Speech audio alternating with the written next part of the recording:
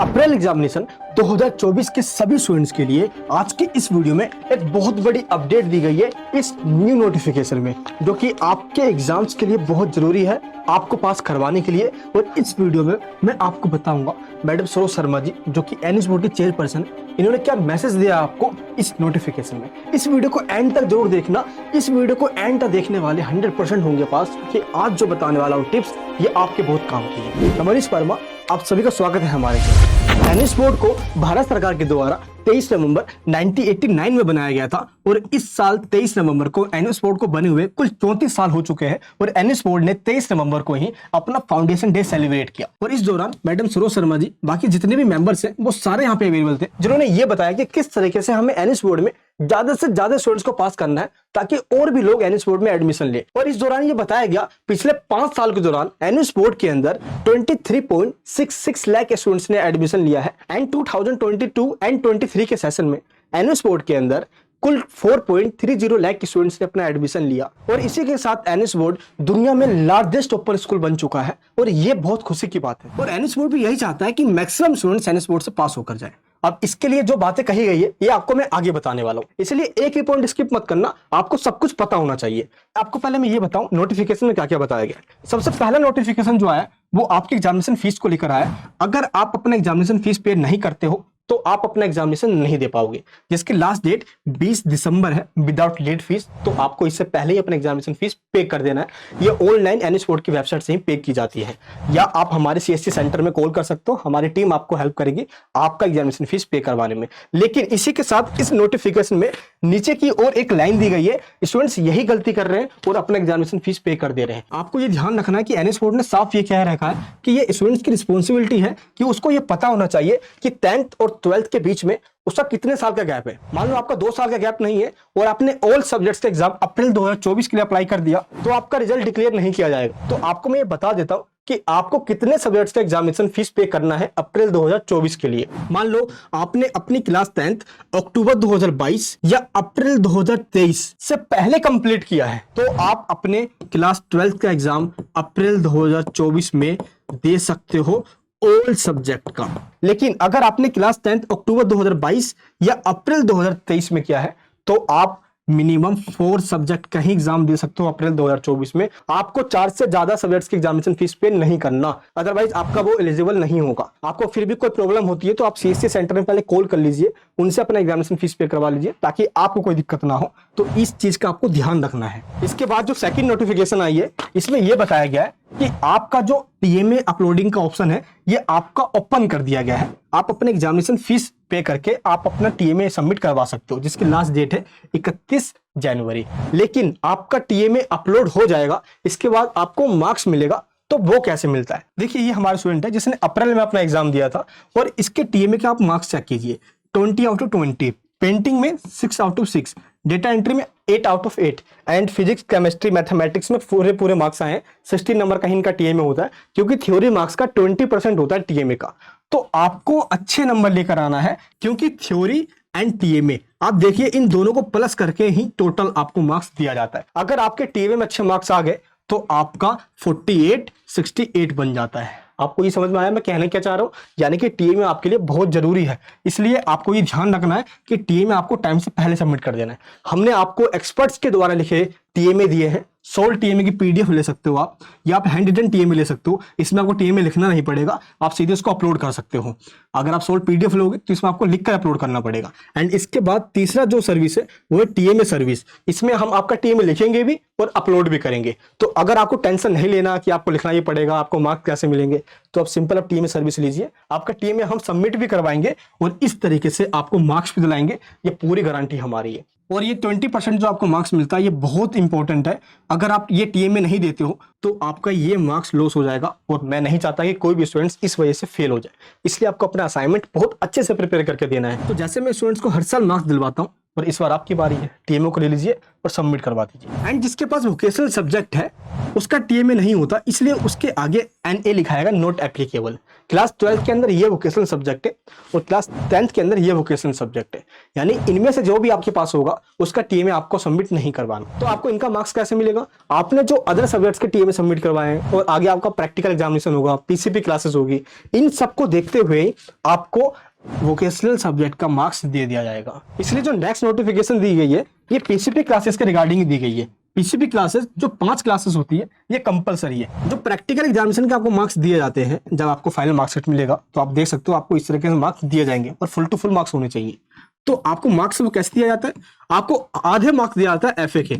FA का मतलब होता है फॉर्मेटिव असेसमेंट, और फॉर्मेटिव असेसमेंट का मतलब होता है जो आप पीसीपी क्लासेस अटेंड करते हो। और सारी पीसीपी क्लासेस अटेंड नहीं करना, आपको नोटिफिकेशन में बताया गया है आपको सिर्फ 5 पीसीपी क्लासेस लेनी है। तो आपको आधे नंबर, मान लो 20 नंबर का प्रैक्टिकल है तो 10 नंबर आपको मिलेगा पीसीपी क्लासेस अटेंड करने का, और 10 नंबर मिलेगा आपको ऐसे, यानी कि सबमिटिव असेसमेंट, जो आप प्रैक्टिकल फाइल बना के सबमिट करवाओगे उसके आपको 10 नंबर मिलेगा। तो टोटल हो गया आपके 20 नंबर। तो ये देखिए, ये हमारा स्टूडेंट है, इसने बायोलॉजी का अपना प्रैक्टिकल फाइल सबमिट करवाया और पीसीपी क्लासेस भी ली, इसको पूरे हमने 20 नंबर दिलवाए। तो इस तरीके से आपको पूरे नंबर मिलेंगे, तो 48 बन जाएगा यहाँ पे 84। दैट मीन्स अगर आपने टीएमए और प्रैक्टिकल में अच्छे नंबर लेकर आ गए तो आपके 80 to 85% आने से को रोक नहीं सकता, ये आपको ध्यान रखना है। तो 5 पीसीपी क्लासेस कब और कैसे लेनी है?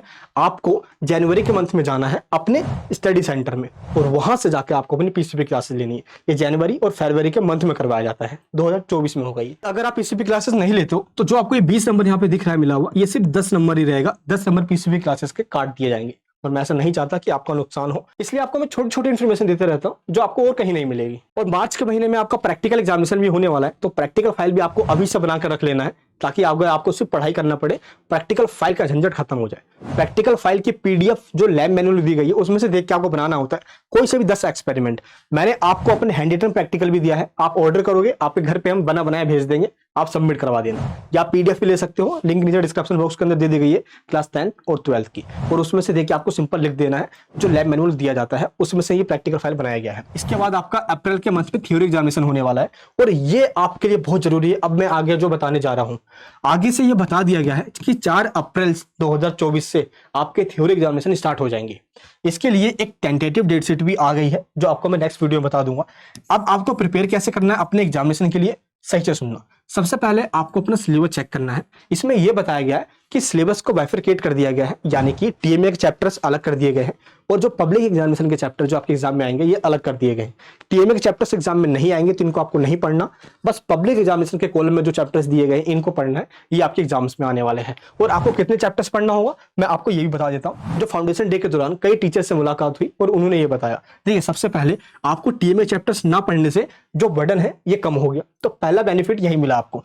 इसके बाद आपको स्टार्टिंग के 5 चैप्टर और एंड के 8 चैप्टर पे बहुत ज्यादा फोकस करना है। इस बार जो क्वेश्चन पेपर बनने जा रहा है वो इन्हीं चैप्टर से बनने जा रहा है, चाहे जो भी आपके पास सब्जेक्ट हो। अगर आप पहले इन पे फोकस कर लेते हो तो एग्जाम्स के अंदर आपके 70% कहीं नहीं गए। एंड इसके बाद जो एनएस बोर्ड के द्वारा बुक्स दी जाती है, उस बुक्स के चैप्टर के एंड में आपको टर्मिनल और एक्सरसाइज के क्वेश्चन दिए जाते हैं, आपको उनको भी एक बार पढ़ लेना है, जिससे कि चैप्टर्स के जो कॉन्सेप्ट है, जो समरी है, ये आपको समझ में आ जाए। और कई सारे स्टूडेंट्स के पास अभी तक हार्ड कॉपी आई नहीं है, तो कब तक वेट करते रहोगे? तो वेट करते करते आपका टाइम निकल जाएगा, बाद में एनएस बोर्ड आपकी ही गलती बोलेगा। इसलिए अभी आपको क्या करना है, बुक्स डाउनलोड करना है, उसी से आपको पढ़ना स्टार्ट करना है, या उसका प्रिंट करवा लीजिए, लेकिन प्लीज आप पढ़ना स्टार्ट कर दीजिए, अब टाइम बहुत कम बचा हुआ है। फाउंडेशन डे के दौरान जो बताया गया न्यू एजुकेशन पॉलिसी के बारे में, इसको सही से समझना है। New education policy NS board के अंदर इंप्लीमेंट हो चुकी है, सिलेबस के अंदर भी चेंजेस किए गए हैं, और फाइनली जो चेंजेस किए गए हैं वो क्वेश्चन पेपर के नेचर में चेंज कर दिया गया है। नेचर का मतलब होता है क्वेश्चन पूछने का पैटर्न। पहले क्वेश्चन क्या होते थे, डायरेक्ट पूछे जाते थे, अब क्वेश्चन को डायरेक्ट ना पूछकर इनडायरेक्ट पूछा जाएगा। दैट मींस क्वेश्चन को घुमा दिया जाएगा। आपको लगेगा अरे यार ये क्वेश्चन सिलेबस से बाहर आ गया है क्या, आपको कंफ्यूज नहीं होना है। आपको उस क्वेश्चन में अगर एक भी पॉइंट समझ में आ गया, आपने पढ़ा हुआ है, आपको वही लिख देना है, क्योंकि उससे मिलता जुलता आप लिख कर आ जाओगे, आपको मार्क्स मिल जाएगा। छोड़कर बिल्कुल भी नहीं आना है। और आपको कंटेंट कहां से मिलेगा, एनएस बोर्ड की बुक से। हमने अपने वीडियोस आपको दिया है चैनल पे, नोट्स भी दिया हुआ है, आपको सिंपल नोट से देख लेना है। एंड एनएस बोर्ड ने एक बहुत बड़ा चेंज कर दिया है ये। जब आप अपने एग्जाम में आंसर लिखते थे तो कई सारे स्टूडेंट बहुत भर दिया करते थे आंसर शीट, ताकि उनको लगे कि हमने बहुत सारा लिखा है, टीचर हमें पास कर देगा। ये सिस्टम अब चेंज हो गया है। अब आपको आंसर शीट भरने पे ध्यान बिल्कुल भी नहीं देना है। आपको उस क्वेश्चन का आंसर उतना ही लिखना है जितने वर्ड्स में वो पूछा गया है, इससे ज्यादा आपको नहीं लिखना है। ऐसा मैं इसलिए कह रहा हूं क्योंकि एटेंडेंस बोर्ड ने साफ कह दिया ये, जो आपको स्टार्टिंग में एक आंसर बुक दी जाती है जिसमें टोटल लगभग 32 पेजेस होते हैं, आपको सिंपल उसी में अपना आंसर देना होगा। इसके अलावा आपको कोई और पेजेस नहीं मिलेगा, ये आपको ध्यान रखना है। अगर आपने ज्यादा पेज भर दिए और आपके क्वेश्चन छूट गए तो इसकी रिस्पॉन्सिबिलिटी एनएस बोर्ड नहीं लेगा। अब आपको क्या करना है, अब आंसर आपको बड़ा बड़ा नहीं लिखना, छोटे में ही लिखना है और टू द पॉइंट से लिखना है। इसी के बारे में बताया गया है कि आंसर आपको अब कैसे लिखना है। एक बार आपको मैं इसके बारे में बता दूं। आपको टू द पॉइंट्स में आंसर लिखना है, जहां पे आपको लगे वहां पे आपको डायग्राम भी बनाना है और फ्लो चार्ट का यूज ज्यादा से ज्यादा करना है ताकि आपको पैराग्राफ ना लिखना पड़े। अगर कहीं पे डिफरेंशिएशन पूछा गया है तो आपको इस तरीके से टेबल्स बना देना है और आपको आंसर इस तरीके से बताना है ताकि टीचर्स को लगे कि आपने टू द पॉइंट्स लिखा है। आपको आंसर खुद नहीं समझना, आपको आंसर ऐसा लिखना है ताकि टीचर्स को समझ में आ जाए, तभी आपको मार्क्स भी देगा। देखिए किस तरीके से इस बच्चे ने सॉल्व किया हुआ है और ऐसे ही आपको भी करना है। ये इस बार का एग्जामिनेशन है जो स्टूडेंट्स ने दिया है। एंड और भी आपको मैं क्वेश्चन आंसर दिखाता हूँ। ये देखिए इस स्टूडेंट्स ने कैसे लिखा है, first point, second point, third point, इस तरीके से पॉइंट्स में लिख रहे हैं और जो जो इसमें इंपॉर्टेंट लग रहा है उसको ये अंडरलाइन भी कर दे रहे हैं। अंडरलाइन करने से क्या होगा, टीचर आपका पूरा आंसर नहीं पढ़ेगा, जो आपने अंडरलाइन किया है बस वो उसको देखेंगे और आपको मार्क्स भी दे देंगे। तो क्वेश्चंस में से पॉइंट उठाना है और फर्स्ट पॉइंट बना के उसको एक्सप्लेन करना है, सेकंड पॉइंट बना के उसको एक्सप्लेन करना है। यानी पॉइंट्स में ही आपको आंसर लिखना है। आपको पैराग्राफ के अंदर आंसर नहीं लिखना। आपको आंसर नहीं भी आता, आपको उससे मिलता जुलता खुद से बनाकर लिख देना है, आपको मार्क्स मिल जाएगा और आप 100% पास हो जाओगे। एनएस बोर्ड के जितने भी टीचर्स हैं वो अब यही चाहते हैं आपको पास करना। और आप पास होकर जब एनएस बोर्ड से जाओगे, आप अपने हायर एजुकेशन में, करियर में, चाहे डिफेंस में जाओ, मिलिट्री में जाओ, पुलिस में जाओ, या गवर्नमेंट जॉब करोगे, आप प्राइवेट जॉब करोगे, हायर एजुकेशन में एडमिशन लोगे, तो इससे एनएस बोर्ड के ऊपर भी काफी इंपैक्ट पड़ेगा। इसलिए पहले ही बता दिया गया है कि आंसर आपको टू द पॉइंट्स में ही लिखना है, इससे ज्यादा आपको नहीं लिखना बढ़ा चढ़ाकर। अगर 2 नंबर का क्वेश्चन है तो 3 पॉइंट्स लिख दो, अगर 4 मार्क्स का क्वेश्चन है तो 5 पॉइंट्स लिख दो, बस। इससे ज्यादा आपको नहीं लिखना। ज्यादा लिखने से मार्क्स नहीं मिलेगा, कम लिखो बट अच्छा लिखो, उसी में आपको मार्क्स मिलने वाला है। इस तरीके से आपको आंसर मैंने आपको दिखा दिया। फ्लो चार्ट डायग्राम का यूज करना है और अच्छे से आपको अपना आंसर एक्सप्लेन करना है। आपके एग्जाम्स की तैयारी करवाने के लिए हम खुद ऑनलाइन क्लासेस ले रहे हैं, पूरी टीम पढ़ा रही है। इस तरीके से वीडियो कॉलिंग पे हम आपको समझाते हैं, टीचर्स ऑनलाइन पढ़ाते हैं और आपको कोई भी दिक्कत नहीं आएगी, क्योंकि हम आपको वो सारे क्वेश्चंस, वो सारे पैटर्न, फॉर्मेट आपको पहले ही बताएंगे जो अपने एग्जाम में आपको फॉलो करना है। आपको पूरी प्रिपरेशन करवाएंगे। आप ऑनलाइन क्लास में प्लीज ज्वाइन हो जाना। बूस्टर क्लासेस के अंदर रिकॉर्डेड क्लासेस मिलती है और प्रीमियम के अंदर लाइव क्लासेस मिलती है। लिंक इधर डिस्क्रिप्शन बॉक्स के अंदर है। ऑनलाइन क्लासेस में ज्वाइन हो जाइए। नोट्स, टीएमए, प्रैक्टिकल, इन सब के लिंक इधर डिस्क्रिप्शन बॉक्स में, उसको डाउनलोड कर लीजिए।